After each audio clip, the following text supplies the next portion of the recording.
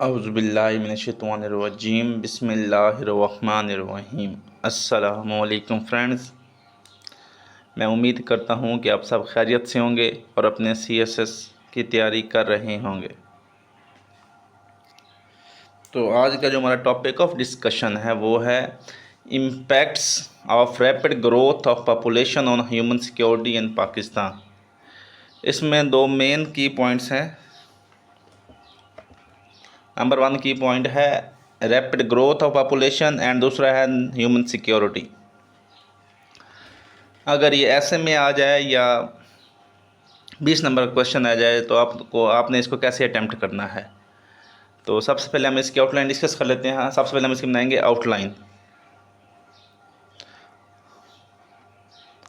Outline of the ऐसे या क्या कह सकते हैं क्वेश्चन की। सबसे पहले इसका इंट्रोडक्शन होगा, उसके बाद हम देखेंगे कि डायमेंशंस ऑफ ह्यूमन सिक्योरिटी। उसके बाद देखेंगे हम growth rate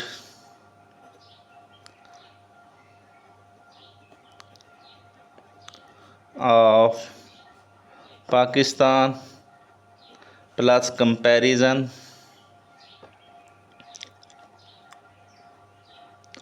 with different states. Comparison देखेंगे कि दूसरी स्टेट के साथ इनका क्या हालात हैं। उसके बाद हम देखेंगे इम्पैक्ट्स क्या पड़ रहे हैं, impacts of rapid growth of population on human security. Impacts देखेंगे ह्यूमन सिक्योरिटी पे, उस पर क्या इम्पैक्ट्स आ रहे हैं। उसके बाद हम देखेंगे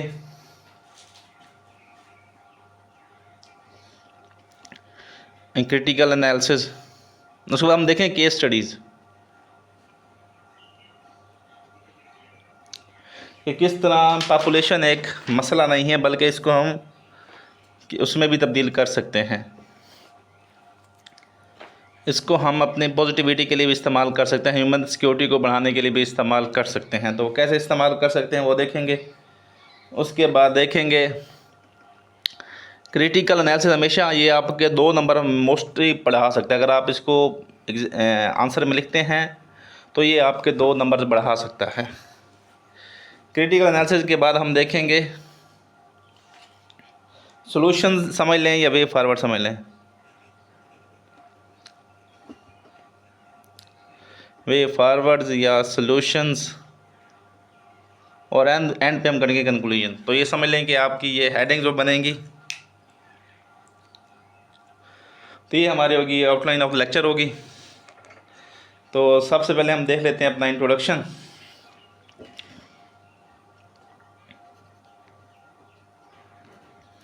इंट्रोडक्शन में हमेशा आपने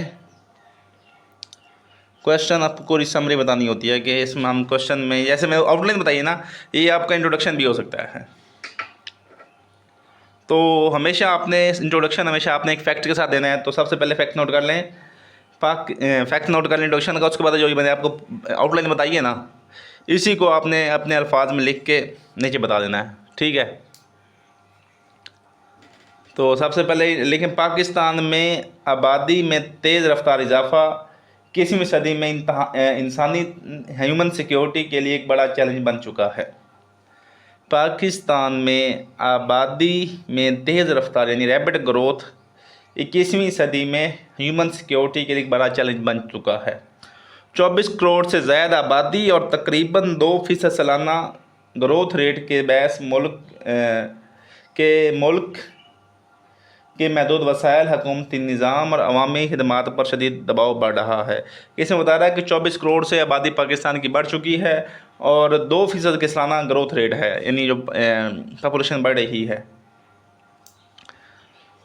तो ये आपका फैक्ट हो गया कि 24 करोड़ वहाँ पे 2% बढ़ रही है, ठीक है। उसके बाद हम देख लेते हैं डेफिनेशन ऑफ ह्यूमन सिक्योरिटी, ये आप हो गया। उसके बाद देखते हैं तो देख लेते हैं कंसेप्ट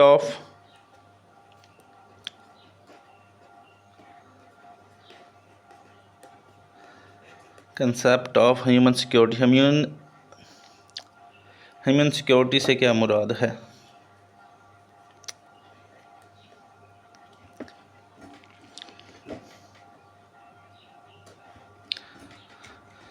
ह्यूमन सिक्योरिटी, इसकी डेफिनेशन देख लेते हैं। सिंपल, आपने जब भी एग्ज़ाम में डेफिनेशन लिखनी है तो एक आपने पहले सिंपल डेफिनेशन लिखनी है, उसके बाद आपने देनी है किसी फॉरेन ऑथर की डेफिनेशन, ताकि उसको पता चले कि इसको सिंपल भी समझ है और इसको फॉरेन ऑथर का भी पढ़ा, इन्हें अच्छे से इसने स्टडी किया हुआ है, तैयारी की हुई है। उसको देखते हैं। सबसे पहले simple definition, human security refer to the protection of individuals, यानी इंडिविजुअल यानी इंसानों की, from threats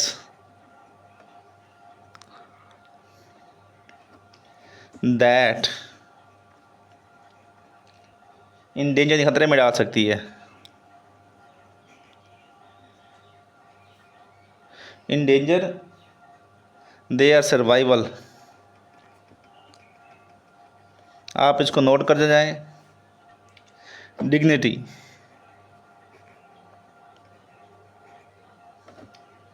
and well being. उसके बाद ये क्या है?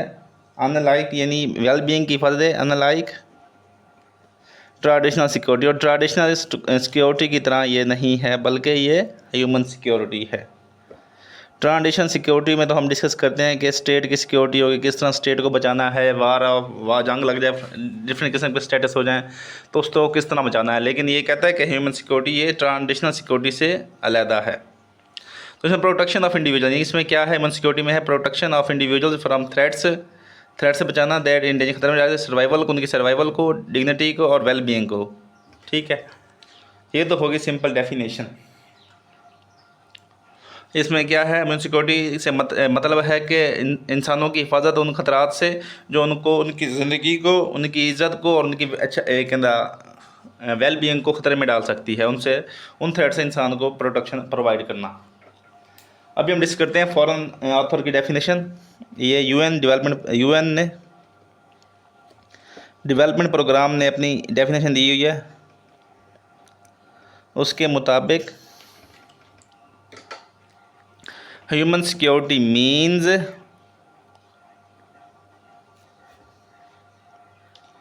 Freedom from fair and freedom from want. Freedom और फेयर नहीं, किसी डर से आज़ादी, और दूसरा वांट, उसकी ज़रूरियात से आज़ादी उसको दी जाए। हाईलाइटिंग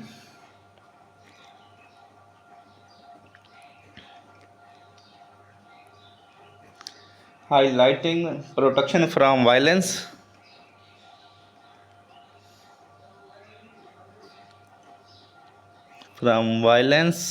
आप नोट डाउन करते जाएं, इंशाल्लाह ये आपके लिए बेहतरीन लेक्चर साबित होगा।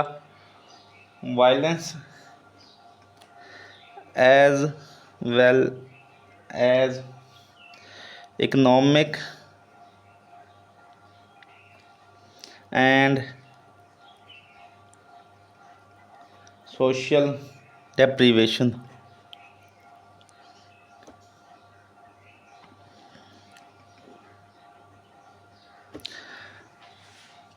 फ्रीडम फ्रॉम फेयर, पहले तो इसकी सिंपल इतनी अगर डेफिनेशन करते हैं तो ये भी आपके लिए बेहतरीन है, लेकिन अगर आप चाहते हैं कि इजाफी हो तो highlighting protection from violence as well as economic and social deprivation, यानी इकोनॉमिक डेप्रीवेशन भी ना हो, उनकी वो जो समाजी हकूक़ हैं उनकी भी हक तलफी ना हो।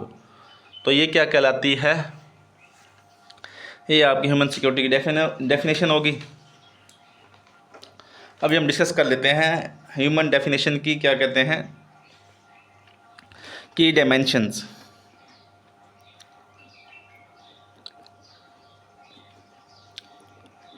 की dimension of human security. Human security की डायमेंशंस क्या है, यानी किस तरह हम ह्यूमन सिक्योरिटी को डिफाइन वो क्या कहते हैं प्रोटेक्ट कर सकते हैं।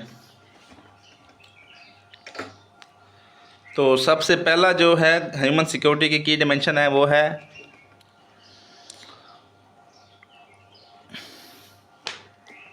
Economic security.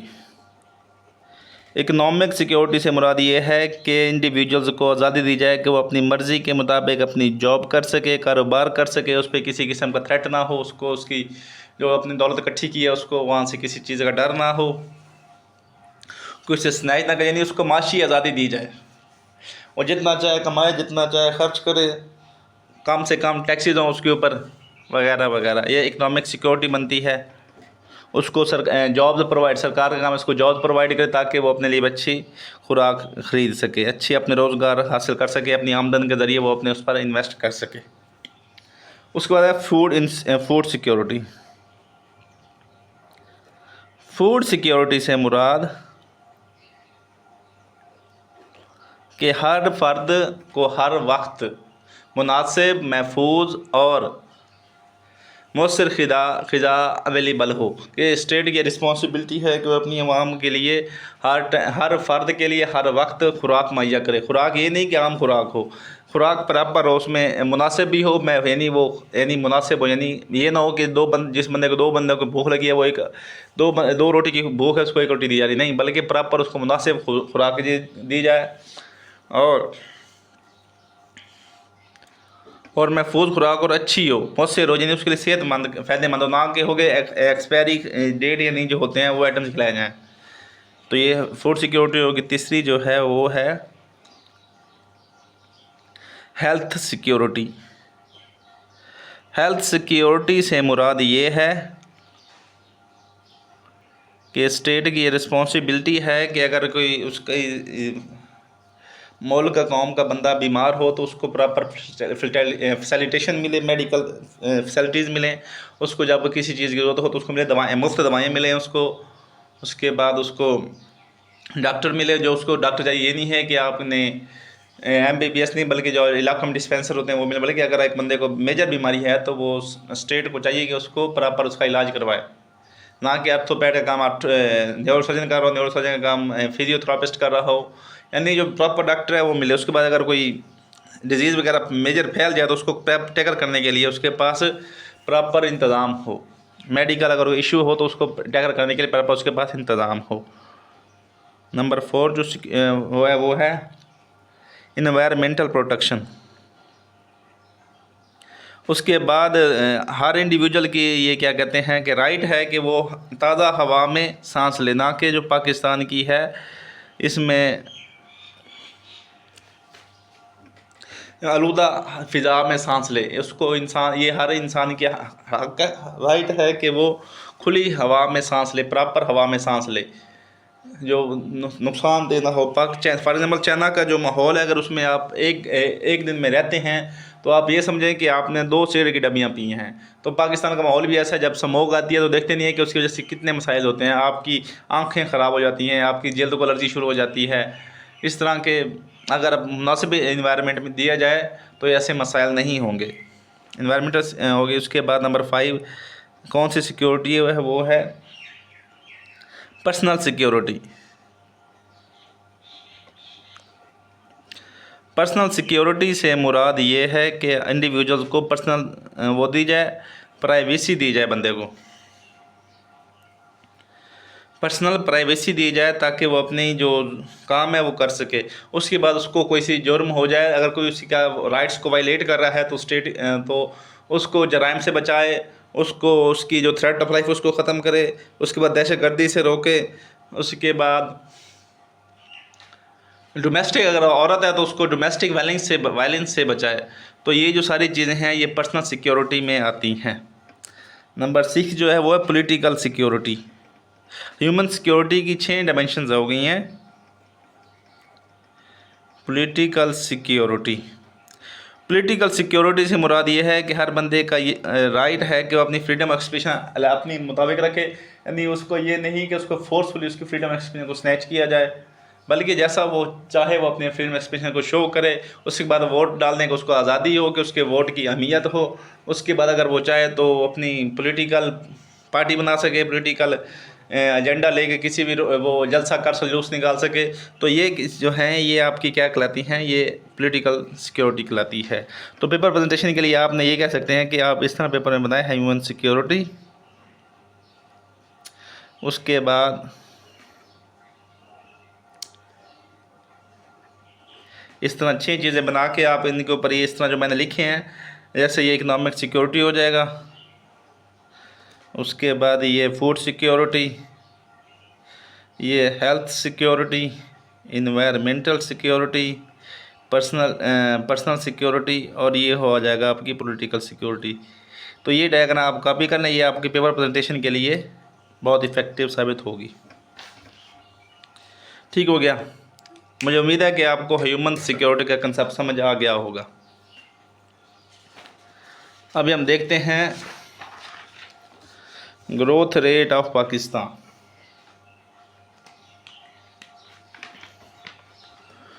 अब तीसरा पॉइंट देखते हैं हम।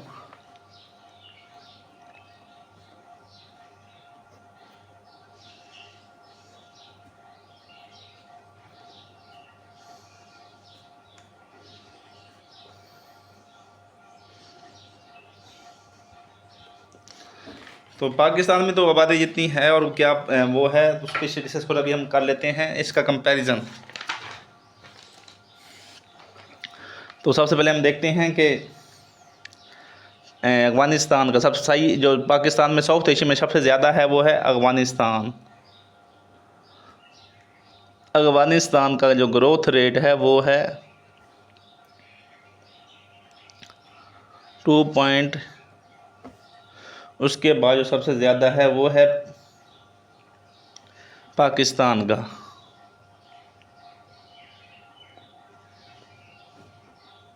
पाकिस्तान का 2.0 है।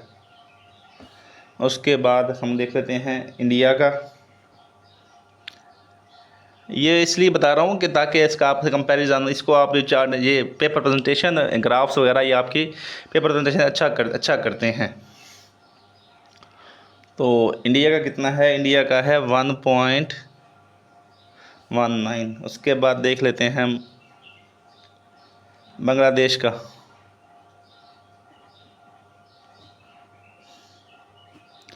बांग्लादेश का जो ग्रोथ रेट है वो है 1.05। और पाँचवा हम कर लेते हैं नेपाल। नेपाल का जो ग्रोथ रेट है वो है 1 इसको आप यूँ भी बना सकते हैं पेपर प्रेजेंटेशन में। एक सिंपल आप इस तरह इसको यूँ करके यूँ बना सकते हैं। एक ये पेपर प्रेजेंटेशन इस तरह हो सकती है, 1 2 3। तो पहले देखते हैं हम अफ़गानिस्तान का सबसे ज़्यादा है तो हम इसको यहाँ तक ले जाते हैं। अफ़गानिस्तान का हो गया 2.34। उसको हम पाकिस्तान का देख लेते हैं, ये पाकिस्तान हो गया। उसके बाद हम नेपाल का देखते हैं, नेपाल का सबसे ज़्यादा है। उसके बाद है इंडिया का। उसके बाद है बांग्लादेश का। तो इस तरह यहाँ मुल्कों के नाम लिखेंगे आप, क्या क्या नाम है, यहाँ कंट्री का नाम, यहाँ परसेंटेज लिखेंगे कितनी ग्रोथ रेट है। तो आप नीचे लिखेंगे कि ग्रोथ रेट, यहाँ कंट्रीज लिख देंगे। ठीक हो गया। इस तरह आप ये ग्राफ भी बना सकते हैं।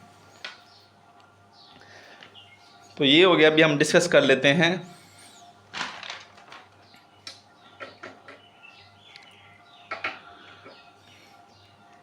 इम्पैक्ट्स ऑफ, ये चीज़ होंगे भी हम कर लेते हैं इम्पैक्ट्स।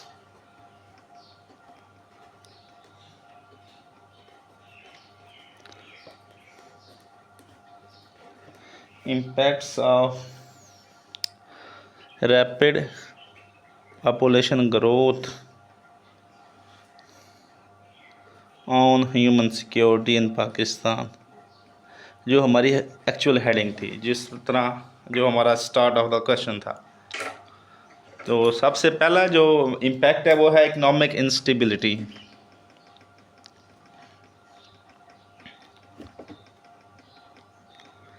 इकोनॉमिक इंस्टेबिलिटी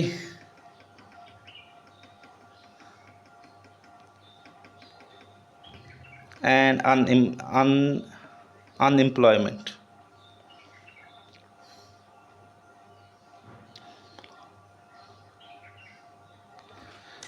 तो पॉपुलेशन की वजह से इकोनॉमिक इंस्टेबिलिटी इसलिए है कि हर साल लाखों बच्चे जॉब्स लेने के लिए इकट्ठे लेबर उसमें दाखिल होते हैं, लेकिन पाकिस्तान में इकानमी इतनी मजबूत नहीं है कि उनको वो प्रॉपर जॉब प्रोवाइड कर सके। उसके बाद हमारी जो इंडस्ट्रीज़ हैं वो भी इतनी, वो कहते हैं कि इतनी स्पीड से इंडस्ट्रियलाइज नहीं हो रही है हमारी कि हम अपनी जो यूथ है इसको हम हर बंदे को जॉब प्रोवाइड कर सकें। तो इसका नतीजा क्या हो रहा है? इसका नतीजा ये आ रहा है कि आपकी क्या हो रही है, अनएम्प्लॉयमेंट क्रिएट हो रही है। इसका फैक्ट नोट कर लें, Pakistan youth employment remains above 8%। Unemployment क्या है? अनएम्प्लॉयमेंट रिमेन्स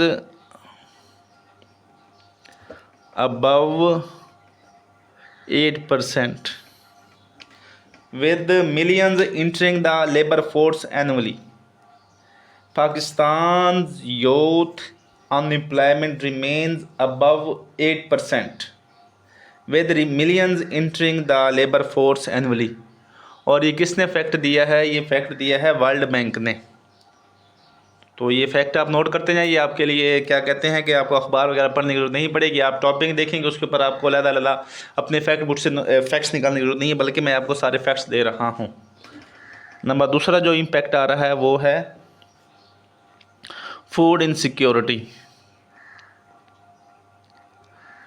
फूड इनसिक्योरिटी इसलिए है, सिक्योरिटी नहीं, इनसिक्योरिटी।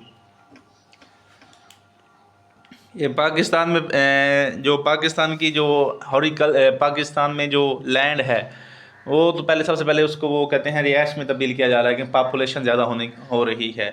उसके बाद नंबर 2 है कि पॉपुलेशन ज़्यादा होने की वजह से वो धुआं ज़्यादा छोड़ रहे हैं, ग्लोबल वार्मिंग हो रही है, उसमें क्लाइमेट चेंज हो रहा है, जिसकी वजह से वो उसके एग्रीकल्चर पर इम्पैक्ट आ रहे हैं। पाकिस्तान एक क्या कहते हैं एग्रीगेरियन स्टेट है, यानी ये ज़रई मुल्क है, लेकिन इसको भी हमें हर साल गंदम और दूसरे फ्रूट्स वगैरह हमें इंपोर्ट करने पड़ते हैं अपनी ज़रूरियात को पूरा करने के लिए।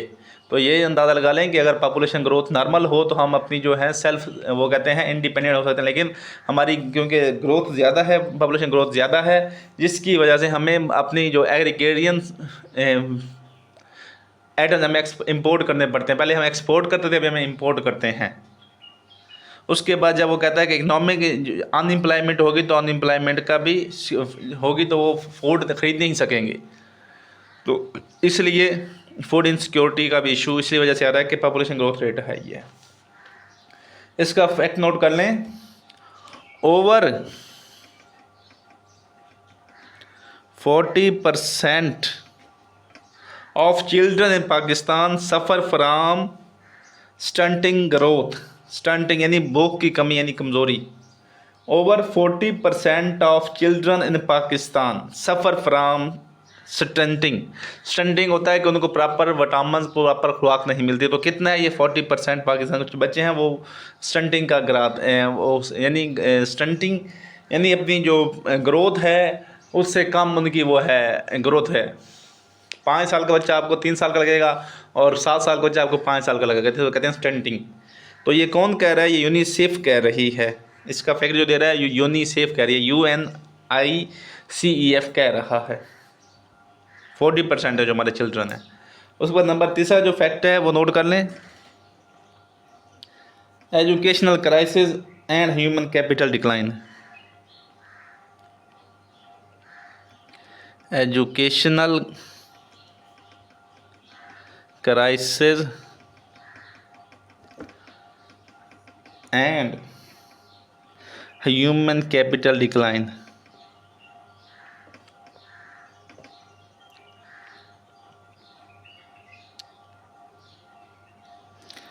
पाकिस्तान में एजुकेशन क्राइसिस इसलिए है कि पाकिस्तान में इतने ज़्यादा स्कूल्स नहीं हैं, टीचर्स नहीं हैं। उसके बाद पाकिस्तान जो अपनी जीडीपी का है वो लेस देन 2% एजुकेशन में स्पेंड करता है। ये तो हो गए स्टेट ऑफ पाकिस्तान। अब पाकिस्तान में जो ग्रोथ रेट है वो सबसे ज़्यादा है एशिया में। तो इसीलिए वजह से एजुकेशन क्राइसिस है कि पाकिस्तान में हज़ारों बच्चे स्कूल से बाहर हैं। और ह्यूमन कैपिटल इसलिए कमज़ोर है क्योंकि अगर एक क्लास है 10 बच्चों की, एक क्लास है 100 बच्चों की, तो जो अच्छे एक टीचर 10 बच्चों पे अच्छा फोकस कर सकेगा या 100 बच्चों पे, तो इसका अंदाज़ा आप लगा लें कि जब एक ही क्लास में 100 बंदा बैठा है तो उसके ऊपर वो कैसे सबको अच्छा बना सकता है। तो इसलिए उनकी जो ह्यूमन कैपिटल है हमारा वो भी डिक्लाइन हो रहा है इसकी वजह से। तो इसका फैक्ट नोट कर लें, over 22 million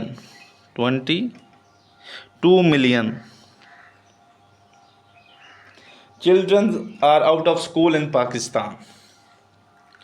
Over 22 million children are out of school in Pakistan. और ये किसने फैक्ट दिया है? ये यूनेस्को ने दिया है। तो ये नोट कर लें कि पाकिस्तान में 22 बिलियन लोग बच्चे हैं जो आउट ऑफ स्कूल हैं। उसके बाद नंबर 4 फैक्ट 4 पॉइंट जो इम्पैक्ट आ रहा है वो है हेल्थ सिक्योरिटी चैलेंजेस।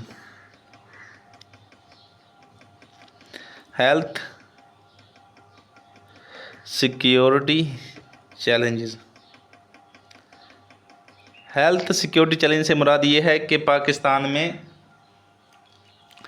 एक तो स्टेट के जो इंस्टीट्यूशंस हैं वो बहुत ज़्यादा है, वहाँ रश बहुत ज़्यादा, क्योंकि आबादी बहुत ज़्यादा तो रश वहाँ बहुत ज़्यादा होता है। उसके बाद जो डॉक्टर होते हैं वो आपको अच्छे तरीके से देख नहीं सकते, आपकी तशख़ीस सही तरीके से नहीं कर सकते क्योंकि पीछे रश होता है।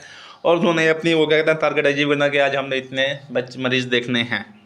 तो उसके बाद आपको जो स्टेट है वो भी आपकी जो इंस्टीट्यूशन उनकी जो वो है उनका लेस देन 1 बजट वो करते हैं, स्पेंड करते हैं। उसे रश होता होगा, खुदा खासा की बीमारी फैल जाए, इन्फेक्शियस बीमारी हो, तो वो भी क्या कहते हैं, क्योंकि पाकिस्तान में आबादी ज़्यादा है तो ईज़िली फैल सकती है। तो हेल्थ सिक्योरिटी चैलेंज भी किसी वजह से हो रहे हैं, ये ह्यूमन ज़्यादा ग्रोथ की वजह से हो रहे हैं। तो इसका फैक्ट नोट कर लेंगे, पाकिस्तान जो है less than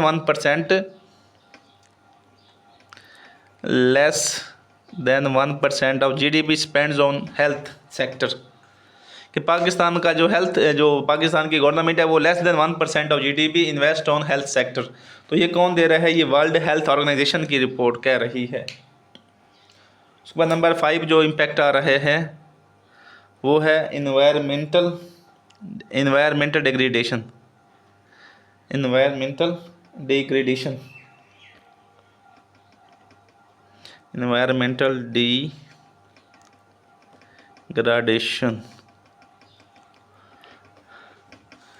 rapid growth population का इन्वायरमेंटल डिग्रेडेशन पर इस तरह फ़र्क आ रहा है कि सबसे पहले वो कहते हैं कि बच्चों को ट्रांसपोर्टेशन यूज़ करनी है या स्कूल छोड़ने जाना है या अगर रिहाइश के लिए है तो उसको इन्वायरमेंट को इम्पैक्ट आएगा। सबसे पहले वो क्या कहते हैं पानी भी ज़्यादा लोड डालेंगे।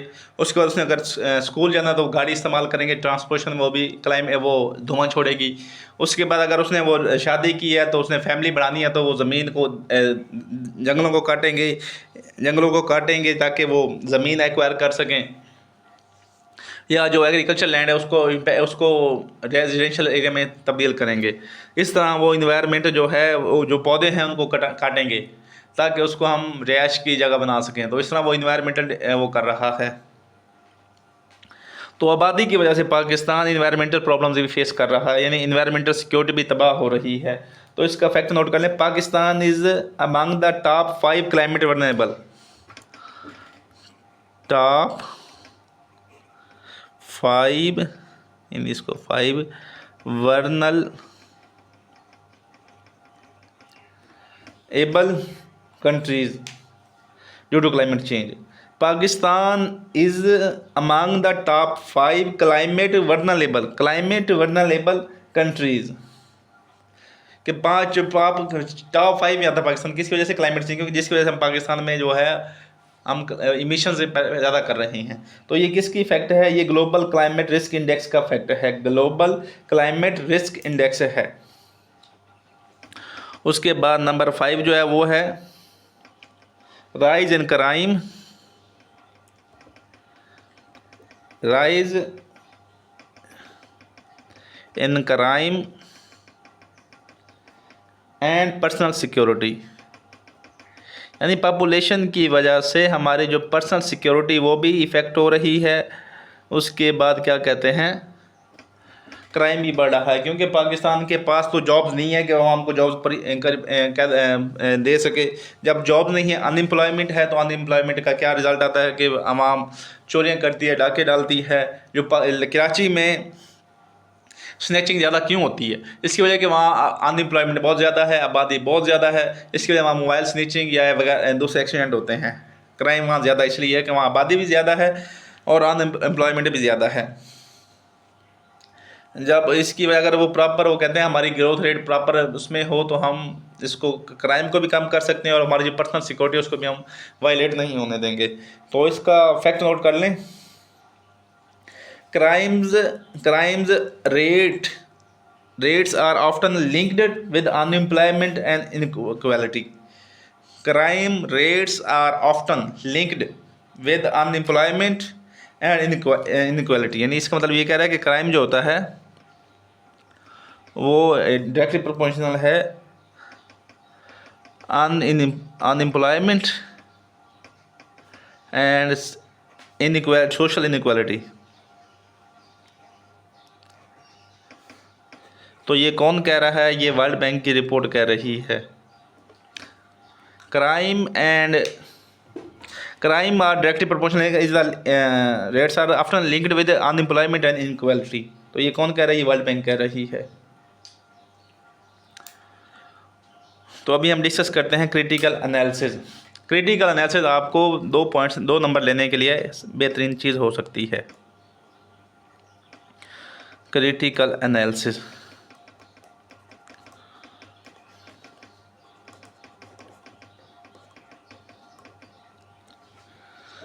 पाकिस्तान में आबादी में इजाफा एक आबादियाती मसला नहीं, बल्कि एक पहले से मौजूद माशी, समाजी और हुकूमती कमज़ोरियों को मज़ीद बढ़ाने वाला अंसर है। पाकिस्तान में आबादी में इजाफा सिर्फ एक ग्रोथ, यानी जो रैपिड ग्रोथ का मसला नहीं है, बल्कि ये पहले से मौजूद इकनॉमिक, सोशल और गवर्नमेंटल कमज़ोरियों को मज़ीद बढ़ाने वाला एलिमेंट है। तेज़ी से बढ़ती हुई आबादी गुर्बत, बेरोज़गारी और अदम मतलब इनइक्वालिटी, सोशल इनइक्वालिटी में इजाफ़ा करती है, क्योंकि रियासत के पास महदूद वसाइल हैं और इंस्टीट्यूशनल जो है उनमें कैपेसिटी नहीं है कि वो उसको कंट्रोल कर सके।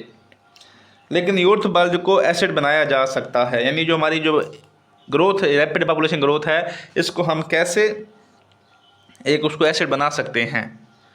तो इसके लिए हम देखेंगे 2 केस स्टडीज़, यानी इसको हम एसेट बनाया जा सकता है। तो इसको लिए हम पहले देखेंगे केस स्टडीज़ देखेंगे कि उन्होंने क्या किया है कि जिसकी वजह से अपनी जो रैपिड ग्रोथ पॉपुलेशन को उन्होंने एक एसेट के तौर पे इस्तेमाल किया है। इसके लिए जो हमने डिस्कस किया वो है, सबसे पहले जो है वो है सिंगापुर ने जो हाई पॉपुलेशन ग्रोथ रेट थे उसको क्या किया है, उसमें शिफ्ट किया, एक एसेट में इस्तेमाल, समझ लें एसेट में इस्तेमाल किया, यानी अपनी उसको ह्यूमन सिक्योरिटी को इंश्योर करने के लिए इस्तेमाल किया है। सिंगापुर ने, पहली है सिंगापुर ने कौन कौन सी पॉलिसी इख्तियार की हैं? तो सबसे पहले वो नोट कर लें कि उन्होंने प्रायोरिटाइज एजुकेशन, कि उन्होंने सबसे पहले एजुकेशन को प्रायोरिटाइज किया कि हमने सबसे पहले एजुकेशन को इम्प्रूव करना है। उसके बाद investing heavily in universal education and skill training, उसके बाद पहले उन्होंने एजुकेशन पे इन्वेस्ट किया, प्रायोरिटाइज किया कि हमने एजुकेशन में इन्वेस्ट करना है। फिर एजुकेशन में इन्वेस्ट करने के बाद उसने कहा कि हम इसमें से एजुकेशन में ज़्यादा से ज़्यादा इन्वेस्टमेंट करेंगे, यानी एक है तो बेसिक जो बेसिक एजुकेशन होती है यानी मैट्रिक तक। उसके बाद उन्होंने कहा कि हम इसको टेक्निकल ट्रेनिंग देंगे, यानी इनको स्किल्स में ट्रांसफॉर्म करेंगे। ये नहीं है कि बंदा 16 पास है लेकिन उसके पास कोई स्किल भी नहीं है, लेकिन जो क्या है सिंगापुर ने उसको ट्रांसफॉर्म किया, स्किल्स पर फोकस ज़्यादा कर दिया है। उसके बाद उन्होंने कहा कि हमारा जो है ह्यूमन कैपिटल है वो बाहर जाएगा तो पैसे कमा के लाएगा, इसलिए उन्होंने इस पे ज़्यादा इन्वेस्टमेंट किया है। तो अभी देख लें, सिंगापुर टॉप इकॉनमी है, उसके बाद इसकी उसमें सबसे सबसे लोवेस्ट टैक्सेस हैं और सबसे लोवेस्ट करप्शन है। तो दूसरी नंबर पे जो केस स्टडी है वो है साउथ कोरिया। साउथ कोरिया जो बिछड़ा नॉर्थ कोरिया का पार्ट है, एक तरफ नॉर्थ कोरिया को देख लें, साउथ कोरिया को देख लें। साउथ कोरिया ने किस तरह तरक्की की है, अभी वो इंडस्ट्रियल हब है उसकी, जो अभी हम किया स्पोर्टेज की गाड़ी की बात करते हैं कि सबसे बेस्ट है, ये किसकी है, ये साउथ कोरिया की ये कोरियन इंडस्ट्री कंपनी है। उसके बाद जो हम शाज़ोर बात करते हैं कि सबसे पायदार गाड़ी है, ये हुंडई का पार्ट है, और हुंडई भी कोरियन साउथ कोरियन कंपनी है। तो इसने अपनी आबादी को किस तरह इस्तेमाल किया है, तो सबसे पहले इन्होंने क्या किया, सेंटर्ड ऑन रैपिड अर्बनाइजेशन। उन्होंने फोकस किया कि हम हमारी जो यूथ है हमने इनको अनएम्प्लॉयमेंट देनी है, इनको जॉब्स देनी है। जॉब के लिए उन्होंने क्या किया, रैपिड इंडस्ट्रियलाइजेशन किया, उन्होंने इंडस्ट्रीज बहुत ज़्यादा इंडस्ट्रीज बनाई हैं। उसके बाद नंबर 2 कि उन्होंने तो उसने इन्वेस्टेड इन हाई, उसने इनके लिए पहले इंडस्ट्रीज लगा ली, फिर उन्होंने फोकस किया एजुकेशन पे। एजुकेशन पे फोकस करने के बाद फिर उसने फोकस किया है एजुकेशन, बेसिक एजुकेशन के बाद vocational training and technology transfer. उन्होंने फिर क्या किया है कि वोकेशनल ट्रेनिंग पे ज़्यादा फोकस दिया। जो हम जब हमारे कहते हैं कि वोकेशनल ट्रेनिंग जो हमारे पाकिस्तान में इंस्टीट्यूशन खुले हुए हैं तो बेकार किस्म के इंस्टीट्यूशन है ना, कि आपके 6 महीने के बच्चे के पास कोई स्किल नहीं होती, बस वो डिग्री होती है। लेकिन साउथ कोरिया ने उन्होंने फोकस किया कि हमने वोकेशनल ट्रेनिंग पे फोकस किया। उन्होंने 6 माह के अगर कोर्स डिज़ाइन किए हैं तो वेल डिज़ाइन किए, उनमें बच्चों को सब कुछ सिखा देते हैं। उसके बाद इससे उनका क्या हुआ है कि उनसे हाई स्किल्ड लेबर फोर्स हुई है। जब स्किल्ड लेबर फोर्स हो तो इंडस्ट्रीज जो फॉरेन इन्वेस्टर होते हैं वो आते हैं कि यहाँ हमें चीप लेबर मिलेगी, क्योंकि सस्ती लेबर मिलेगी, जिसकी वजह से वो इंडस्ट्रियलाइजेशन के साथ उनको ग्रोथ हुई है। तो इसका इम्पैक्ट क्या हुआ है, वो कहता है कि transition from a low income country to high income company में शिफ्ट हो गए हैं। कि पहले वो जो थे, चाइना भी इसी तरह पहले क्या था, गरीब मुल्क था, लेकिन उन्होंने इंडस्ट्रियलाइजेशन की वजह से ही ग्रोथ की है। लेकिन हम साउथ कोरिया की बात कर रहे हैं। ये हो गया, हमने क्रिटिकल एनालिसिस कर लिया, केस स्टडीज कर लिया। अभी हम देखते हैं कि वे फॉरवर्ड क्या है, कि पाकिस्तान को क्या क्या करने की ज़रूरत है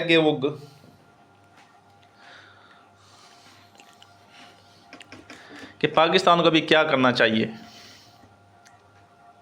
7 नंबर हेडिंग है वे फॉरवर्ड, कि पाकिस्तान को अभी क्या करने की ज़रूरत है कि वो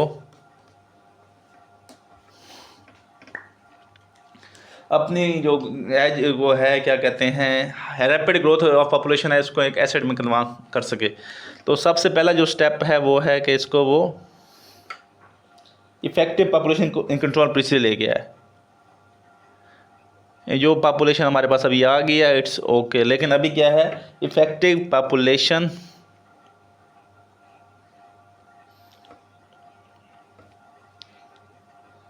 control policies and family planning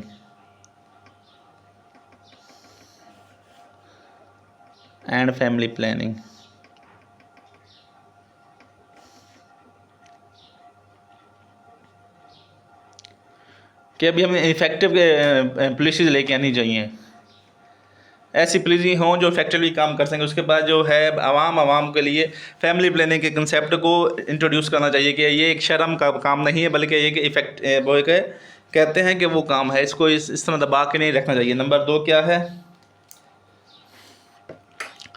Pakistan को इन्वेस्टमेंट इन एजुकेशन, जिस तरह साउथ कोरिया ने किया है या सिंगापुर ने किया, investment in education and skill development, कि वोकेशनल ट्रेनिंग पे, यानी जब हमारे बच्चा जो है उसको मैट्रिक के बाद उसको एक दे देनी चाहिए कि ये इस रुख में, यानी वो ट्रेनिंग पहले बेसिक एजुकेशन ले 10वीं तक, उसके बाद उसके अंदर वो ट्रेनिंग डाल दी, यानी उसको स्किल डेवलपमेंट दी जाएगी। ये नहीं है कि बंदा 16 पास है उसको कुछ चीज़ की स्किल ही नहीं है, स्किल उसमें उसके बाद स्ट्रेंथिंग, उसके बाद क्या है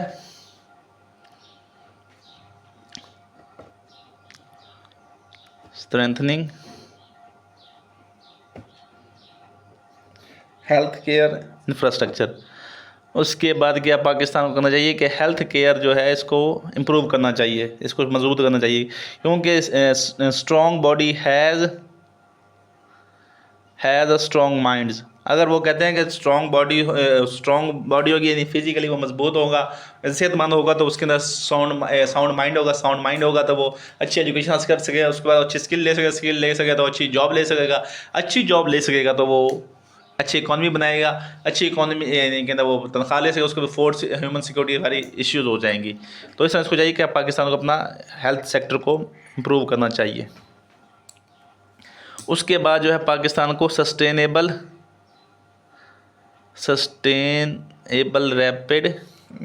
अर्बन प्लानिंग करनी चाहिए। अभी जो कराची के जो हालात हैं कि वहाँ अर्बन प्लानिंग नहीं है, वहाँ स्लम्स हैं, कच्ची आबादी जिसे कहते हैं। अर्बन प्लानिंग यानी प्रॉपर अर्बन प्लानिंग करे।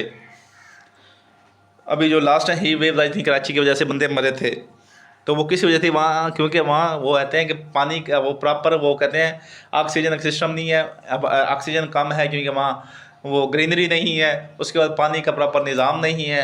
उसके बाद क्या कहते हैं कि वहाँ निकासी ड्रेनेज सिस्टम नहीं है, अगर वो थोड़ा सा भी बारिश आ जाए तो वहाँ सैलाब आ जाते हैं और ऑक्सीजन की कमी हो जाती है, जिसकी वजह से हीट वेव आती है, हीट वेव की वजह से वो अमवात होती हैं।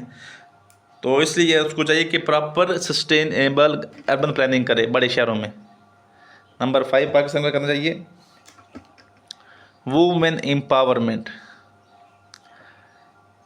पाकिस्तान में सबसे जो बड़ी वजह है पॉपुलेशन की वो है कि आप एंड अवेयरनेस प्रोग्राम।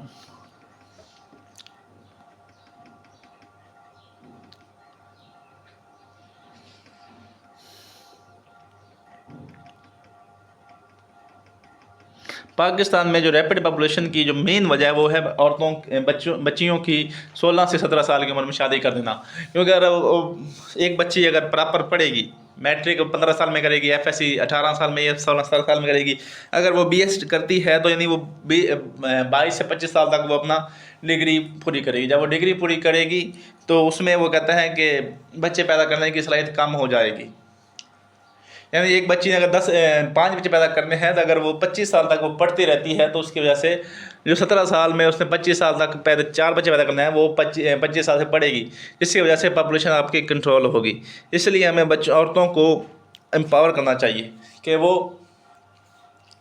औरतों को प्रॉपर एजुकेशन करनी चाहिए। इसकी वजह से अभी जो हमारी औरतें हैं वो हमारी इकॉनमी का हिस्सा नहीं है, क्योंकि वो इस काबिल भी नहीं है कि वो अच्छी सी जॉब कर सकें, कि वो हमेशा इनफॉर्मल इकॉनमी में आती हैं। उसके बाद उनको वो कहते हैं हाउस जॉब, जो घरों में काम करने वाली लड़की औरतें थी वही काम करती हैं। लेकिन बराबर अगर उनको पढ़ी लिखी होंगी तो वो कोई ट्यूशन सेंटर खोल सकती हैं, कोई अच्छी फॉर्म्स में जॉब्स कर सकती हैं। तो इसलिए औरतों को एम्पावर करना चाहिए। किस तरह होगी, इनको एजुकेशन दी जानी चाहिए, एजुकेशन के ज़रिए वो एम्पावर्स होंगी। उस बाद अवेयरनेस प्रोग्राम से ये मुराद है कि इन जो औरतों को फैमिली प्लानिंग के बारे में अवेयरनेस प्रोग्राम दिए जाएँ कि बच्चे 2 ही अच्छे या छोटी फैमिली खुशहाल ख़ानदान बच्चे 2 ही अच्छे हो गए, या इस तरह कोई टैग दिया जाए जो हर बंदे के पास हों। उसके बाद नंबर 6 जो है रिसोर्स मैनेजमेंट।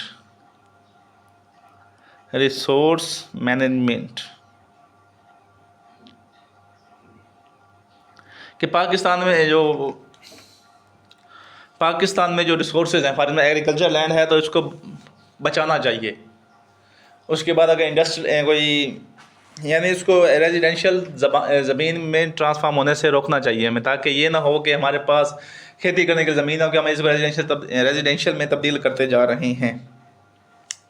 उसके बाद जो इंडस्ट्री जो वायलेशन कर रही हैं तो हमारे इन्वायरमेंट को बचाना चाहिए। जो इंडस्ट्रीज धुआं जो फेंकती हैं वो उसमें जो वो होते हैं जो अभी स्मोक वगैरह हो जाती है, तो ये इंडस्ट्रीज़ की वो होती है, उसकी वजह से होती है, धुएं की वजह से होती है।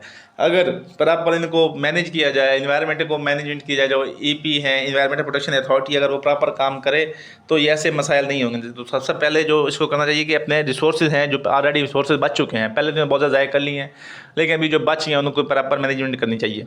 तो ये पाकिस्तान को 6 इफेक्टिव और प्रैक्टिकल वो सॉल्यूशंस हैं। अगर इन पे काम कर ले तो जो हमारी रैपिड पॉपुलेशन ग्रोथ जो है उसको हम प्रॉपर हल भी कर सकते हैं, उसकी ग्रोथ को रोक भी सकते हैं, उनको हम वो एसेट भी बना सकते हैं और इकोनॉमी की भी सपोर्ट कर सकते हैं और ह्यूमन सिक्योरिटी को भी इंश्योर कर सकते हैं। ये हो गया। अभी हम डिस्कस कर लेते हैं कि कंक्लूजन देखते हैं।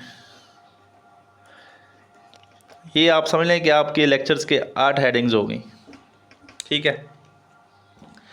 तो आबादी में इजाफा मुकम्मल तौर पर बोझ नहीं बल्कि मौका भी बन सकता है।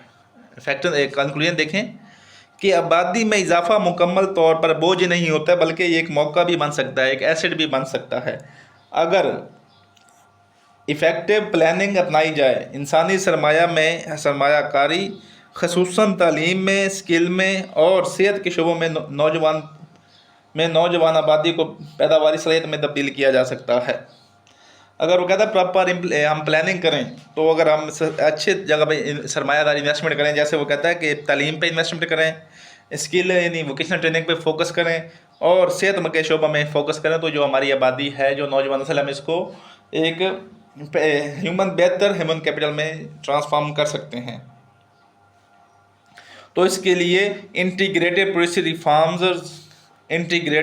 रिफॉर्म्स के ज़रिए ही बैलेंस तरक्की और इंसानी तहफ़्फ़ुज़ को यकीनी बनाया जा सकता है। ह्यूमन सिक्योरिटी को इंटीग्रेटेड पॉलिसी रिफॉर्म्स के ज़रिए ही बैलेंस, ग्रोथ और ह्यूमन सिक्योरिटी को इंश्योर किया जा सकता है।